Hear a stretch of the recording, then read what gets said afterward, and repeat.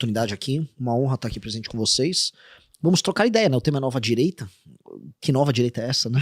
Pois é, o que você entende por nova direita, cara? Porque quando eu vejo o pessoal que te acompanha, inclusive, você conseguiu conquistar uma massa de pessoas que são, não sei se fanático é a melhor ideia, mas, cara, eles são muito comprados com você.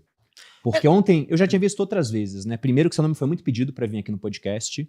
Inclusive, para quem tá assistindo, o Renan já veio no Primocast, já veio nos Economistas. A gente gosta de dar uma distância entre os convidados para vir aqui nos Sócios. Então, não é que eu tenha, nossa, o Bruno não quer chamar o Renan, porque tinha essa ideia. O Bruno não gosta do Renan Santos, né? Sei lá, ele é Flávio, ele é Zema. Cara, eu não gosto do Lula.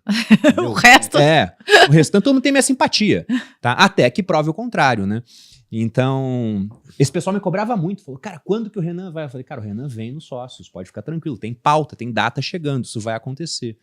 Mas isso foi pensado, cara? Ou aconteceu naturalmente? É um projeto realmente de conseguir uma massa crítica para poder ganhar uma eleição? Talvez não essa, uma próxima? O que você está pensando? Eu acho muito o que a gente...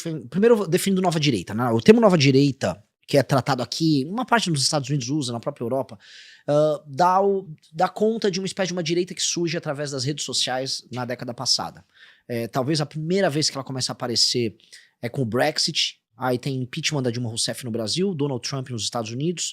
Você começa a ter os fenômenos na Europa, e é o que a esquerda e parte da imprensa costuma chamar de direita populista, né? O populismo digital, e todas aquelas discussões idiotas que envolviam isso, que até 2017, 2018, o Mark Zuckerberg e o Facebook fizeram uma revisão crítica. Olha, talvez a gente criou o ódio nas redes, aí começaram com censuras. Então, é uma direita, basicamente, populista, que vive de algoritmos de rede social, que endereçou algumas questões que eram tabu em todos esses países. Então o Trump endereçou algumas questões tabu nos Estados Unidos, o Bolsonaro endereçou aqui no Brasil, o Milei, em alguma medida, na Argentina, por mais que ele tenha chegado bem depois, o Salvini, na Itália, antes da própria Meloni. E esses caras, entretanto, em geral, quando chegam ao poder, e essa é a crítica, agora começa, eles fazem governos ruins. No geral, se a gente tirar um saldo do que é a nova direita pelo mundo, saindo um pouco do Brasil pra gente abrir a cabeça, são governos frustrantes. Então, o governo Trump, ele não se reelegeu da primeira vez, ele fez um governo que estava indo ok em termos econômicos, a gestão da pandemia foi bagunçada, não soube lidar bem com o Black Lives Matter, perdeu, foi fraco também com a própria base, não está fazendo um grande governo, definitivamente, eu acho que a gente já pode falar aqui que, a despeito do que aconteceu na Venezuela, é um governo que está andando de lado, perdeu a base de apoio dele jovem e masculina, que foi uma das bases centrais para eleger. O governo do Milei precisa se provar. Tem gente falando que eles estão maquiando números, não estão exatamente num grande momento. Na Europa, definitivamente a Meloni não resolveu a questão da imigração na Itália. E o bolsonarismo fez um governo ruim no Brasil, eivado de escândalo de corrupção. Então, a nova direita, ela surgiu como um fenômeno eleitoral, mas ela não se provou. Então, tem um problema, que é o diagnóstico que a gente fez com o MBL, porque a gente surge em 14, você até colocou na descrição, surge em 14, na mesma esteira, usando as redes sociais para levar para uma massa, para uma população, certas coisas que a imprensa não falava e criando uma identificação comum. A gente criou, fez as manifestações que derrubaram Dilma Rousseff, participamos muito do processo da Lava Jato, mas nunca chegamos ao poder, porque a gente era muito novo. Na verdade, em 2018 teve eleição presidencial, ninguém nosso tinha idade para concorrer a presidente. Não tínhamos partido, então a gente foi vendo todas as dificuldades que a gente tinha no processo. Então, o que a gente fez nesse período? Se organizou e estudou. Enquanto o bolsonarismo chegou ao poder, ficaram todos muito famosos, grandes e tal, a gente ficou ralando, se estruturando, estudando uma tese de Brasil, estudando uma forma como a nossa tese de Brasil se encaixa numa tese de mundo, estudando outras experiências de direita, até o ponto que a gente foi maturando, criou o universo do Valete Plus, que é o nosso aplicativo, a revista Valete, criou a iniciativa do Livro Amarelo, cria um partido político, e aí entramos no jogo com uma outra estrutura, com uma outra leitura de Brasil, com um outro tipo de solução que é, em si, muito diferente daquilo que a gente chama de nova direita. Então a gente pode chamar nova direita, assim, apenas como novo e é de direita. Mas eu posso falar desse fenômeno, que esse fenômeno que começa pra valer, talvez o mundo coloque como momento inicial o Brexit. E era uma resposta ao fracasso da nova direita. Nós somos uma resposta ao fato de que todas as grandes experiências da tal nova direita pelo mundo afora não deram certo. Eles chegam ao poder, mas não conseguem governar. Chegam ao poder, mas fazem governos frustrantes. Há também o lance de todos terem que ficar meio que debaixo do guarda-chuva do Donald Trump. Então tem uma série de problemas. Quem eu acho que é um ponto fora da curva, mas ele não se enquadra nesse lance de nova direita? Nayib Bukele. Ele não era de direita, ele fez um governo com uma prefeitura lá em São Salvador, que era um, vamos dizer, ele era até levemente progressista, era um cara moderno, vamos dizer, meio que nova política. Depois ele vai para a linha do Bitcoin, depois ele vai para a destruição do crime organizado. Só que ele tem parceria com a China, por exemplo, ele defende o sistema público de saúde de El Salvador, não é exatamente um cara de direita. A inspiração dele, aí eu vou trazer aqui onde eu quero chegar. A inspiração dele é o Lee Kuan Yew, que é o homem que transformou Singapura de um buraco favelizado, sem nenhum recurso natural, talvez no país mais... O país que está no topo em quase todos os indicadores que importam no mundo. E eu acho que ele tem que ser uma inspiração pra gente também. Acho que tem uma fórmula de tornar um lugar que é de terceiro mundo em primeiro mundo, que é dada pro Lee Kuan Yew, que não tem nada a ver com ser de direita, ser conservador, não é sobre isso. E eu acho que essa fórmula é uma fórmula que nós precisamos seguir. Cara, e pegando agora um pouco, né? Eu fui pesquisar sobre você. Por que você não concorreu ainda a um outro cargo político? Porque tem pessoas no MBL que ganharam muita projeção, já foram eleitos deputados, tudo. Por que essa primeira experiência você quer vir direto como presidente? Porque acho que é o cargo que eu tenho que concorrer. Eu sou um líder, eu sempre fui. Na faculdade, eu era líder estudantil, fundei partido. No processo de impeachment da Dilma, eu era o líder do movimento. Eu fui vice-presidente do Comitê do Impeachment no Congresso Nacional. Eu sou uma pessoa que tem uma postura de liderança. Então, acho natural. Por exemplo, eu não me vejo sendo um deputado federal. Acho que não tem sentido eu ser um deputado federal. Minha função é organizar coisas maiores. Por exemplo, o que é um feito maior? Eu ganhar uma eleição para vereador, para deputado, no Senado, ou montar um partido político do zero. Com certeza montar um partido político. Isso é um poder político que as pessoas olham muito no curto prazo. De agora em diante. Como é esse processo, inclusive, para quem é leigo? Eu, por exemplo, já vi lá atrás quando o Novo fez, mas não me lembro. Eu sei que é muito complicado. Era mais fácil ainda naquela época. Naquela época você coletava as assinaturas, mandava pro cartório, você conseguia a validação no cartório e aquilo era mandado com certidões pro TSE, até você chegar no número necessário. Hoje você tem que coletar as assinaturas, o número de assinaturas necessárias é maior. Por volta de quantos, assim? Conosco foi 547 mil fichas validadas. Muita coisa. E quando você coleta, você tem que fazer uma pré-validação no sistema do TSE, que se tiver qualquer coisa errada no nome da pessoa que foi coletado, ele já derruba. E aí depois que é pré-validado, o sistema do TSE, e aí, acho que o teu público é um público inteligente, ele vai entender. Ele faz... existem,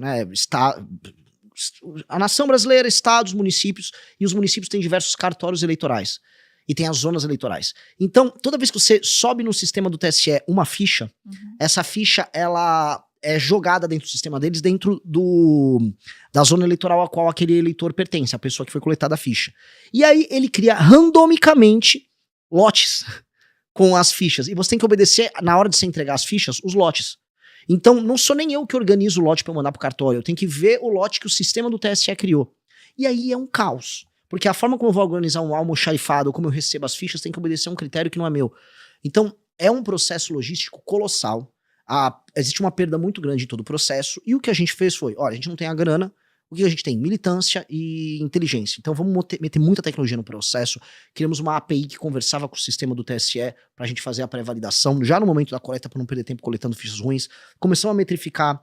Bom, eu não vou ficar dando muitas dicas pra quem tá assistindo aqui, mas a gente começou a observar quais seriam os métodos mais eficientes pra gente coletar essas assinaturas, obedecendo a legislação eleitoral, que é muito restritiva, e como remunerar e premiar os melhores coletores. E aí a gente colocou milhares de jovens ao redor do Brasil coletando, e aí nós conseguimos, a gente coletou 800 mil assinaturas, poderia ter coletado 1 milhão se quisesse, e validamos com uma taxa muito alta de aprovação.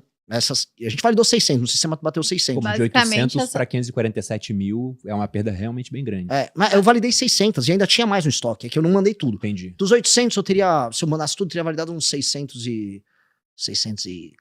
Então, por aí. são basicamente assinaturas de pessoas que querem esse partido. Então, é assim que você valida que você pode gerar um novo partido. Sim, eu tenho que ir na rua conversar com uma pessoa, convencer ela que ela tem que abrir um partido. Eu tenho um partido diferente, quero abrir esse partido, você tem que me dar essa assinatura. E a pessoa tem que estar os dados dela tem que estar em conformidade com a Justiça Eleitoral. A assinatura que ela colocar tem que ser a mesma da Justiça Eleitoral, não do cartório que ela eventualmente abriu firma.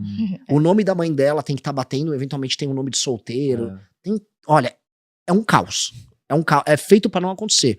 Mas a gente conseguiu cruzar. E aí eu acho que, do ponto de vista político, isso é um feito maior do que ganhar uma eleição. Eu já elegi vários rapazes no nosso time, várias moças. A gente sabe como ganhar eleições. Eu teria, se eu quisesse fazer isso por mim, eu teria feito, tanto que eu nem cuidava das minhas redes sociais. Aí agora eu comecei a cuidar, agora eu tô me comportando como pré-candidato. Então, acho que é uma coisa natural. Sempre tive uma postura de liderança e eu acho que não vejo, vamos dizer, nem necessidade de eu ter feito outras coisas. Até porque eu ter montado um partido, agora eu posso permitir que milhares de jovens no Brasil concorram. Isso tem um efeito em escala tão maior para as pessoas que nos defendem do que ser meramente eu próprio um candidato, que quando a gente olha, sabe, como um processo como um todo, pô, realmente foi um feito bem grande.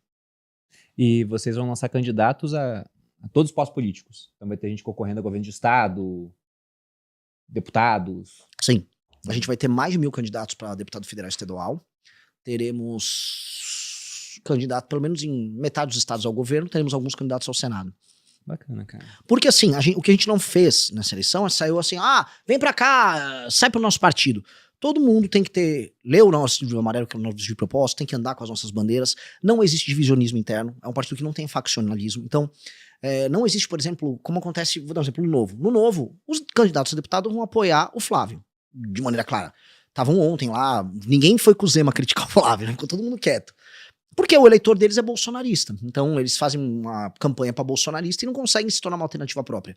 No nosso partido, absolutamente ninguém pode ter uma postura diferente. Senão você não é um partido.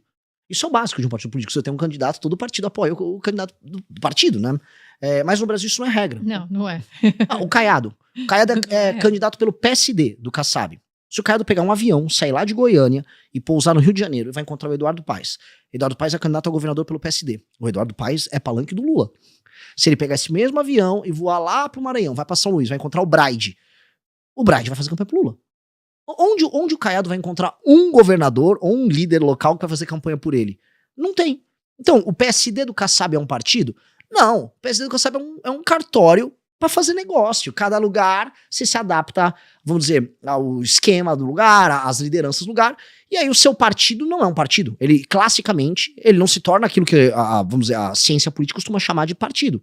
Se eu tento explicar um partido do Centrão, por exemplo, por um gringo, por um alemão... Não entende? Ele não entende. Como é que vai tomar partido de alguém? Eles não tomam partido unicamente de alguém. Eles assim, mas calma, mas eles não têm uma proposta? Não tem. Inclusive, em vários lugares eles estão com um contra. Eles falam, mas eles não são um partido? Eu falei, sim, não são um partido. Mas por que vocês permitem isso? Porque nós somos brasileiros, né? A gente é leniente com isso. A gente não tem cultura política, infelizmente. A gente é um país que é leniente com corrupção. A gente acha que isso é ser político. A imprensa, só pra vocês pegarem, aplaudiu e falou que foi uma jogada de mestre o Geraldo Alckmin ter virado lulista. O Geraldo Alckmin traiu um eleitor dele de 30 anos. 30 anos ele tinha um eleitor. Aí ele virou lulista. A imprensa, nossa, isso aqui é uma raposa. Cara, isso deveria ser recriminado. A imprensa tinha que estar atacando um comportamento vil. Mas não, porque no padrão brasileiro do que é política, isso é considerado uma manobra inteligente. Pragmatismo, né? Só que aí, o que acontece, né? De pragmatismo em pragmatismo, o país está piorando. E eu tô falando de maneira objetiva. Porque a gente sempre tem que colocar as coisas em termos comparativos. O Brasil, quando comparado às nações de desenvolvimento, ele cresceu tanto quanto elas ou não? Ele aumentou a produtividade ou diminuiu? Então nós pioramos com relação ao mundo que a gente compete. A gente tá tomando pau de Botsuana em renda per capita. Vietnã, que era um regime... que é um regime comunista, tá dando um pau em industrialização no Brasil. A Índia tá dando um pau em saneamento básico.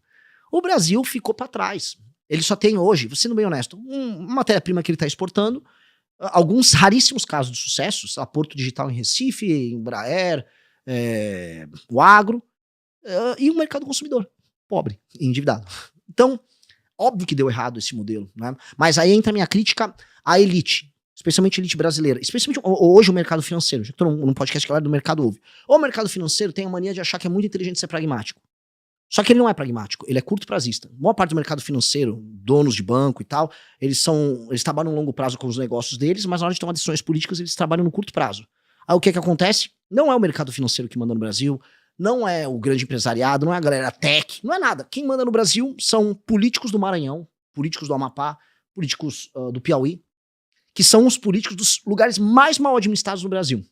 Mas como eles pertencem a famílias que trabalham no longo prazo, são donos daquelas regiões no longo prazo, eles tomam decisões políticas de longo prazo. Enquanto que a elite política brasileira toma decisões políticas de curto prazo. E é por isso que estavam apoiando o Flávio. E é por isso que... não, o Flávio é uma opção. O Flávio não é uma opção. O Flávio...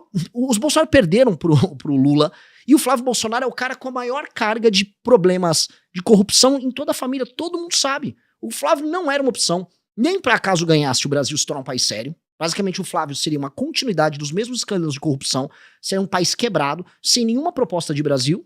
Mas a galera, não, mas faz preço. Não, porque acho que ele pode indicar um ministro. Pô, galera, até quando a gente vai ficar pensando na migalha? E esse é o problema. A elite brasileira pensa na migalha, num pequeno ganho que pode ter aqui. E eu acho que a gente não pode mais escolher isso. A gente montou um partido que a gente tem que pensar no long run. E como fazer o Brasil ser, nos próximos 30 anos, uma das 5 maiores nações do mundo. Que não é nenhum absurdo pensar que o Brasil pode ser isso. Não é. E é isso que me irrita. Nenhuma discussão política nessas eleições tem como horizonte transformar o Brasil num país que mande. Numa nação que vai sentar numa mesa como essa, com a Rússia, com a China, com a Índia e com os Estados Unidos. Que é a posição que o Brasil tem que ter. Mas hoje não. Nossa posição é tipo... não, eu sei sambar, sabe? É patético. Carnaval, futebol. Futebol nem tanto mais, né?